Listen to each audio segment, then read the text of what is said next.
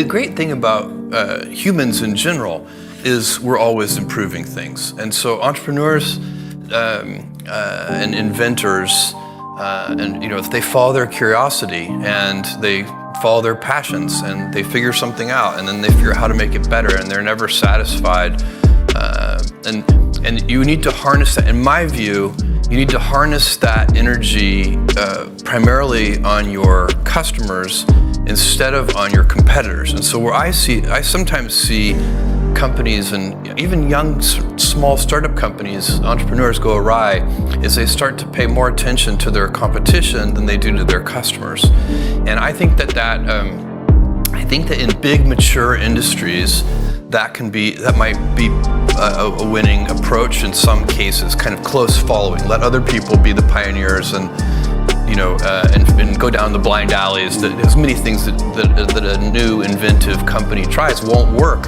And so those mistakes and errors and failures do cost real money.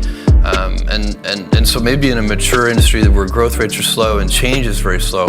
But as you see in the world more and more, there aren't very many mature industries. Change is happening everywhere. We see it in the automobile industry with self-driving cars, but you could go right down the line of every industry and you would see it. In a world that's changing so quickly, the biggest risk you can take is not taking any risk. And I really think that that's true, right? I mean, a lot of people I think that,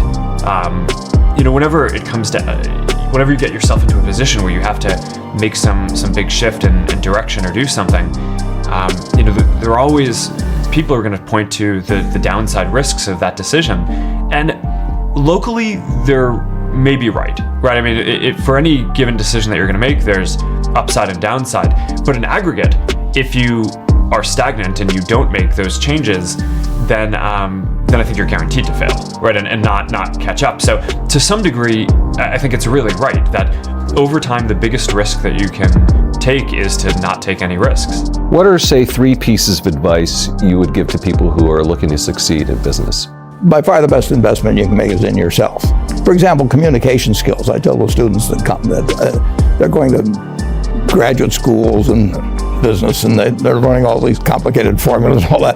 If they just learn to communicate better, and both in writing and in person, they increase their value at least 50%. If you can't communicate, somebody says, it's like winking at a girl in the dark. Nothing happens, basically. And you have to be able to get forth your ideas. And that's relatively easy. I did it myself with the Dale Carnegie course. Some people wish I'd taken a shorter course now in terms of my talking later on. But it's just hugely important. And if you invest in yourself, nobody can take it away from you. I mean, the second thing, which I'll get a certain criticism for not living it, but I do tell those students, that if I gave you a car and it'd be the only car you get in the rest of your life, you'd take care of it like you can't believe it. Any scratch, you'd fix that moment. You'd read the owner's manual. You'd keep it garage and do all these things. And you get exactly one mind and one body in this world. And you can't start taking care of it when you're 50. By that time, you'll have rusted out if you haven't done anything. So you should really make sure that you just remember that you just got one mind and body to get through life with and to do the most with it. The best advice to a small business owner, or for that matter, a large business owner, is never stop thinking about how to delight your customer.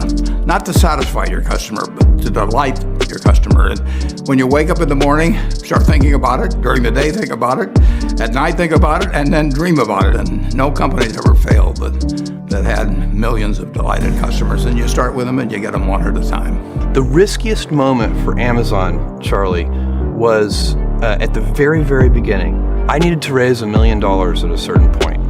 And I ended up giving away 20% of the company for $1 million. It's a hell of a deal for somebody. A lot of people did very well on that deal. But they also took a risk, so they deserved to do very well on that deal.